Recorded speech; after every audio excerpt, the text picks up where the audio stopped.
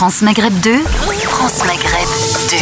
Je vous propose de partir au Maroc maintenant pour parler d'un satellite marocain. Je crois que c'est le deuxième satellite marocain dont il s'agit. Il s'appelle Mohamed 6B et il a été lancé cette nuit, donc en Guyane française. Et je vous propose d'en parler avec Monsieur Edalani Driss, donc qui est avec nous et qui est donc le directeur du Centre royal de télédétection spatiale. Bonsoir Monsieur. Bonsoir. Bienvenue sur France Maghreb 2 en direct à Paris. Donc ce satellite a bel et bien été lancé cette nuit, je crois, à 2h40 et des poussières heure locale. Oui, tout à fait. Donc le satellite a été lancé dans la nuit de mardi à mercredi à partir de la station de Kourou en Guyane. Et donc c'est le deuxième satellite du système satellitaire Mohamed 6 A et B. Et donc le lancement a été réussi hier et ça permet au Maroc de disposer donc d'une capacité d'acquisition de données satellites et d'images sur le Maroc pour des projets de développement au niveau national. Je précise d'ailleurs que vous êtes en direct avec nous depuis le Maroc pour nous parler de ce satellite. Alors quelle était la mission principale du premier satellite que le Maroc avait lancé d'abord ? Le premier satellite, c'est un satellite d'observation de la Terre. Donc la mission principale, c'est d'acquérir des images satellites sur l'ensemble du territoire national pour pouvoir donc mettre à la disposition des acteurs économiques, des départements ministériels, des agences de développement, des informations géospatiales sur l'ensemble du territoire pour les projets de développement dans le domaine de l'agriculture, dans le domaine de la gestion des ressources en eau, la lutte contre la désertification, la lutte contre les effets des changements climatiques, le développement urbain, etc. Donc la mission principale du premier satellite, c'était de pouvoir donc alimenter l'ensemble des décideurs par des éléments d'information sur les ressources naturelles au niveau national. Et cette fois-ci, donc, quelle est la mission de ce satellite qui a été lancé, je le rappelle, cette nuit en Guyane ? Le deuxième satellite vient renforcer la capacité du premier. Donc, ce sont tous les deux des satellites d'observation de la Terre avec des caractéristiques identiques. C'est des satellites de la troisième génération. Et donc, avec ce lancement, le Maroc double sa capacité d'acquisition des images satellites et renforce également la fréquence d'acquisition des images. Donc, ça va augmenter davantage donc les possibilités d'accès aux données spatiales sur le territoire national. Monsieur Edalani Driss, qui est avec nous en direct du Maroc pour parler donc de ce satellite lancé cette nuit, quelle est la durée de vie d'un satellite ? Bon, la durée de vie d'un satellite, selon les grands industriels, c'est au minimum 7 ans, mais l'expérience a démontré que ce délai est largement dépassé.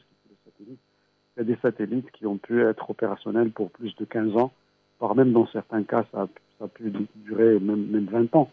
Donc, quel est le coût ? Quel est le coût maintenant combien ça coûte d'envoyer un satellite comme ça ?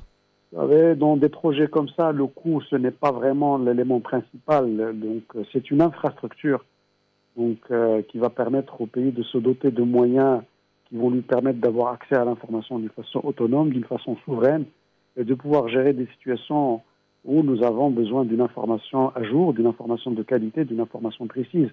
Donc c'est une infrastructure et donc dans ces situations, donc le coût est largement dépassé. Et d'autant plus que c'est des projets qui sont réalisés sur une longue période. Donc le programme satellitaire a commencé il y a pratiquement 5 ans. Aujourd'hui, on aboutit donc à sa deuxième phase de lancement de ce programme d'observation spatiale. Ma dernière question, quel est le fruit de cette collaboration avec la France ? Ça se construit comment, ce partenariat ? Le partenariat avec la France est un partenariat de longue date, donc qui a permis donc d'une part de faciliter le transfert de technologies pour le Maroc, de pouvoir avoir accès donc à des technologies de pointe, et en même temps de renforcer les capacités marocaines en matière de technologie spatiale, de développement de ressources humaines, de formation d'ingénieurs et de techniciens. Donc le partenariat, c'est un partenariat qui a démarré il y a quelques années et qui se concrétise aujourd'hui par la mise en service de ce satellite et qui sera opéré et exploité par des ressources marocaines qui ont pu bénéficier dans le cadre des échanges avec leurs homologues français d'un transfert de savoir-faire et de technologie. Et ça va permettre aussi au Maroc de surveiller ses frontières, si je ne m'abuse. Tout à fait, donc c'est un satellite qui va permettre au Maroc d'avoir les outils nécessaires pour l'acquisition des informations, comme je l'ai dit tout à l'heure, pour répondre aux projets de développement et également pour surveiller donc, les zones frontalières, les zones côtières, etc. Je me permets une petite boutade qui nous a été transmise par Twitter, par Samy, qui nous envoie ce petit tweet qui nous dit ça va permettre au Maroc d'aller localiser les endroits où il n'y a pas d'électricité.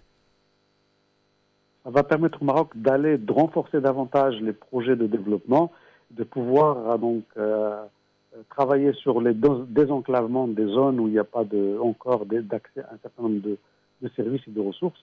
Et donc c'est un outil formidable qui va accélérer davantage des programmes de développement et de mise à niveau donc de différentes régions du Maroc. Je rappelle, Monsieur El Adali, que vous êtes le directeur donc du Centre Royal de Télédétection Spatiale, en direct avec nous du Maroc pour nous avoir parlé donc de ce lancement de ce deuxième satellite marocain. Merci beaucoup d'avoir répondu à nos questions depuis en direct du Maroc. Merci à vous. À bientôt. France Maghreb 2, France Maghreb.